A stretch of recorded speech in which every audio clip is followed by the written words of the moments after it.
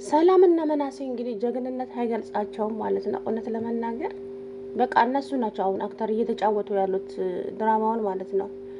መናሴና ሰላምዬ እንግዲህ የሀንዬን አባት ለማሳከም ትናንትና ሰርቀንም ቢሆን የአባቷን እናሳክማለን እንጂ ሀና አባቷን ማጣት የለባትም ማለች ሰላምዬ። መናሴን በዚህ ሀሳብ ቢስማማም ግን ደግሞ እንዴት አድርገን እንሰርቃለን? እማዬ እኮ ኃይለኛ ሰው ነች አለ። ብቻ እንደምንም ብላ አስብና ጠዋት እንነጋገራለን። አይናችን እያየማ ሀና አባቷን ማጣት የለባትም አለች። ሰው ማለት እንደዚህ ነው። የምሬን ነው የምላችሁና እንግዲህ ወይዘሮ ሜላት ዛሬ ጨርቋን ጥላ አብዳለች። ጨርቋን ጥላ ማበዷ ነው። ባዩሽም እንደዛው። ያቺ ጊንጥም ማናት እርግብ ተብዬዋም እንግዲህ ጉድፈላ ዛሬ። ግን የፈራሁት ነገር ዶክተሩ አሁንም ሌላ ጭማሪ ካላለ ነው። ዶክተሩ በቁጥጥር ስር መዋል አለበት ሲጀመር ማለት ነው። ዶክተሩ ይሄ ለሕክምና ሳይሆን የመጣው እሱ የሰው ገንዘብ ለመውሰድ ነው። ስለዚህ ያንን ሰውዬ ገፍትሮ አውጥቶ ሌላ ዶክተር ማምጣት። ያ ሀና የምታውቀው ከዚህ በፊት ሰላምን ያከማት ዶክተር ቢመጣ ብዬ ተመኘውኝ። የእውነት ለሀቅ የሚሰራ እሱ ብቻ ነው። ያኔም ሰላም ሕክምና ሲያደርግላት እንደዚህ አይነት ነገር ውስጥ አልገባም፣ አይምሮዬም ሙያዬም አይፈቅድልኝም። ስለዚህ እንደዚህ አይነት ነገር ይቅር ሲላት ሀና እግሩ ላይ ወድቃ ነበር ያኔ ዶክተሩን የለመነችው ለሰላም ሕክምና። አያችሁ እምነት ማለት ቀላል አይደለም። እና እንግዲህ ሰላምዬና መናሴ ዛሬ አስበውበት አድረው እንግዲህ የሀንዬን አባት ሊያሳክሙላት ነው ማለት ነው። ሰውየው ግን እኔ አላቅም ምን እንደሆነ፣ አይንቀሳቀስ፣ አይሰማ፣ አይለማ። እኔ አላቅም ምን አይነት መድኃኒት ሰጥቶ እንዳስተኛው ራሱ አላቅም ዶክተሩ። እኔ በዛው እንዳያሸልቡ ብዬ ፈራው። እንዴ ስታወራው እላው ላይ ተኝታ ሁሉ ልጅቱ ምንም በቃ እጃቸው እንኳ አይንቀሳቀስም። እኔ ምን እንዳደረጋቸው አላውቅም ማለት ነው። ሀንዬ የእውነት በጣም ነው ያሳዘነችኝ ትላንትና፣ በጣም ማለት ነው። የሰው ልጅ በዚህ ደረጃ ግን እኔ የሰው ልጅ አይቸገር ነው ያልኩት። በእውነት እኔ እንጃ በጣም ነው የተሰማኝ። ያኔ እግሯ ላይ ወድቃ እንደዛ ስትገፈትራት በጣም ነው የተሰማኝ። በእውነት ነው የምላችሁ። ያቺማ ደስ ብሏት ጆሮ ውስጥ ወክማን አድርጋ ቆማ እየሳቀች ነበረ። ጠብቂ በቅርብ ቀን ብቻ ምንም አይደለም። ሀና እንዲህ እንዳለቀሰቻት አንቺ ደግሞ በተራሽ ታለቅሻለሽ። ቅርብ ቀን ነው ውርደትሽ ሲጋለጥ ማለት ነው። ግን ወይዘሮ ሜላት እንደዚህ አይደረግም። በእርግጥ አውቃለሁ የተሰጠሽን ነገር ነው እየሰራሽ ያለሽው። ግን ደግሞ ቢሆንም የሰው ልጅ በዚህ ልክ እንደዚህ አይደረግም። በእውነት ሀናንና ማነው መናሴንና ሰላምን እኮ ቆመው እንዲሄዱ ያደረገቻቸው ከፈጣሪ በታች ሀና ነበረች። ግን በቃ አለ አይደለ ብቻ በጣም ነው ውስጤ የተሰማኝ ትናንትና። ዛሬ ግን ደስ ብሎኛል ማለት ነው። ሀና እንግዲህ በደስታ እህትና ወንድሟን እቅፍ አድርጋለች ማለት ነው። የእውነት በጣም ነው ደስ ያላት። እናንተ ስላላችሁልኝ ሁሌም ደስተኛ ነኝ ብላ እንግዲህ በደስታ ተሞልታለች። ሰላም አለይኩም ወራህመቱላሂ ወበረካቱ። ውድና የተከበራችሁ የቻናሌ ቤተሰቦች እንዴት ናችሁ? አለው አልሐምዱሊላህ። ሀንዬ እንግዲህ ዛሬ ፊቷ ትላንትና ከለቅሶ ዛሬ ወደ ደስታ ተቀይሮላታል ማለት ነው። ፊቷ ፈገግ ብሏል። እውነት ለመናገር የእውነት በጣም ደስ ብሏታል። እኔም እንደዚህ ሆና ስላየዋት በጣም ደስ ብሎኛል። መጨረሻው ይመርና ደግሞ አባቷም ይዳኑላት። እኔ ዶክተሩ እየተጫወተ ነው ያለው። ምክንያቱም እኔ ዶክተሩ እስካሁን ገንዘብ የተቀበለ አልመሰለኝም ነበር። ለካ ሀና አባት ላይ ጭማሪ የተደረገውን ገንዘብ እሱ ነው የወሰደው። 400,000 ብሩን ሜቢ 300,000 ብሩን የወሰደው እሱ ነው። 100,000 ብሩን ደግሞ የወሰደው ሰዎቹ ናቸው። ያ ልጁ ብሎታል ማለት ነው ለዶክተሩና ዶክተሩ ገንዘብ ወስዷል። 300,000 ብር ማለት ቀላል አይደለም። ስለዚህ ይሄ ዶክተር እንደው ጆሮ ነው አንገቱን ይዞ ብቻ ቆይ አይለቀውም ማለት ነው። እንግዲህ ጆሮና ተምቹም ወደ ስርቆታቸው ሊገቡ ነው። ግዴታ አይናችን እያየ ፋዘርን ማጣት የለብንም። እኔ ፋዘር በህይወት ድነው ቢታዘቡና ቢያዝኑብኝ ይሻላል። ግን እንደዚህ አይኔ እያየ ሲሞቱ ዝም አልልም አለ አሲር ማለት ነው። አሲር ተው አባዬ ሴድን ያዝንብሃል፣ በኋላ ይዘኑብኝ ሀና እና የሞቱ ነው የምትይኝ እንዴ? ምን እያልሽ ነው አላት። ምንም አባዬ እንደዚሁ በቀላሉ ወደ ሞት የሚሄድ ሰው አይደለም።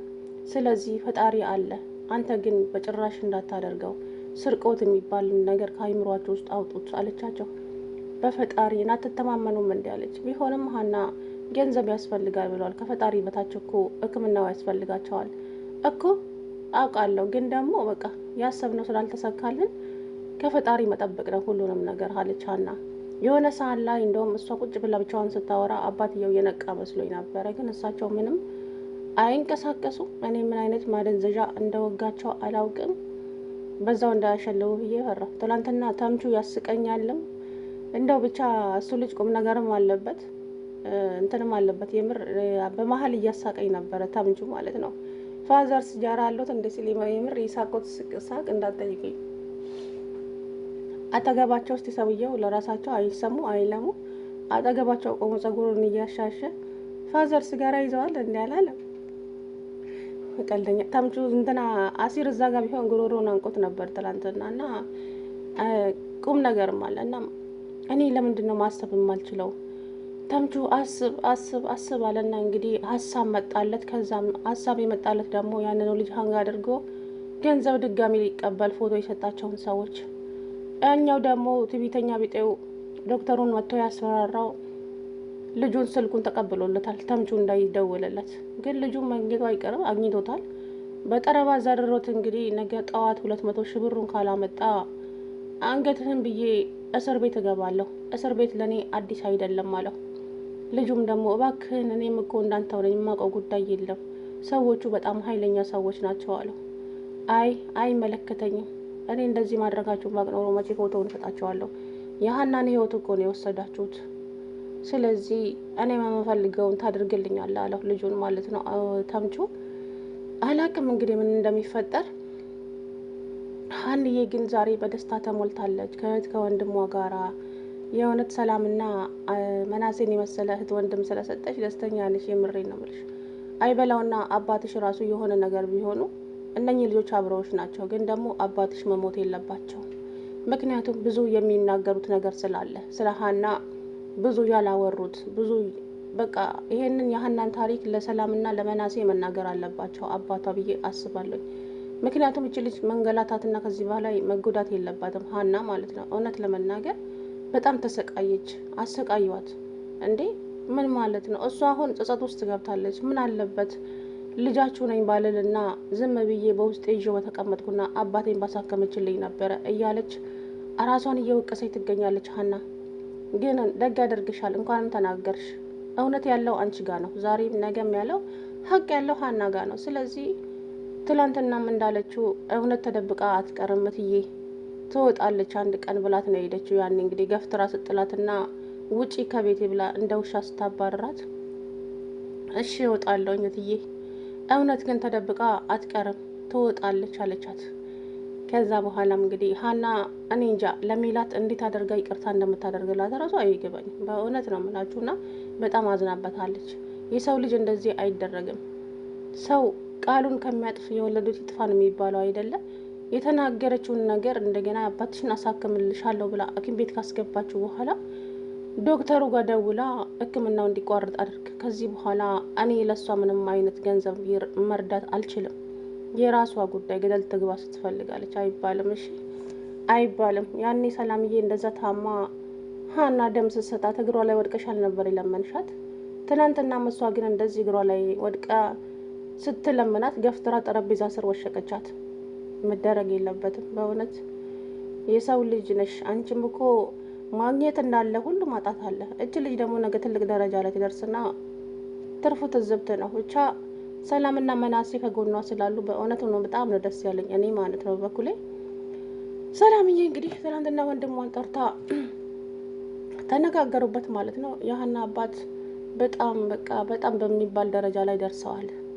እናም ሀና በጣም ነው የምታሳዝነው። መናሴ እንደምንም ብለን የሀናን አባት ማሳከም አለብን አለች። እሺ እንዴት አደርገን ሲላት በቃ ሰርቀንም ቢሆን ማሳከም አለብን። ሰላምዬ እንደዛማ አይሆንም። እንዴት እማዬን እያወቅሻት ብቻ የሆነ መላ ፈልግ።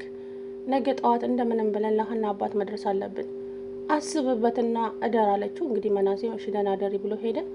አስበውበት አድረው እንግዲህ የሀናን አባት ለማሳከም ሐኪም ቤት ሄደዋል ማለት ነው። ሀንዬና ሰላምዬና መናሴ እንግዲህ እህታቸውን እቅፍ አድርጋ የእውነት ፊቷ ሁሉ ፈገግ ብሏል። መናሴ ላይ ልጥፍ ብላ ሀንዬ ማለት ነው። እንግዲህ ሜላትዬ ቻዩ አይዞሽ፣ ምንም ማድረግ አይቻልም። ልጆቹን ከእህታቸው ለመነጠል ሞከረ ራሱ በጣም ከባድ ነው። እንግዲህ መናሴም ልክ ልክሽን ነግሮሻል። ሰላምም እንደዛው። ሰላምዬ በጥፊ ተመታች፣ መናሴ እንኳ አልተመታም። ከባድ ነው ብቻ እና እኔ ሰላምዬ በጣም ነው ያኮራችኝ ትላት የእውነት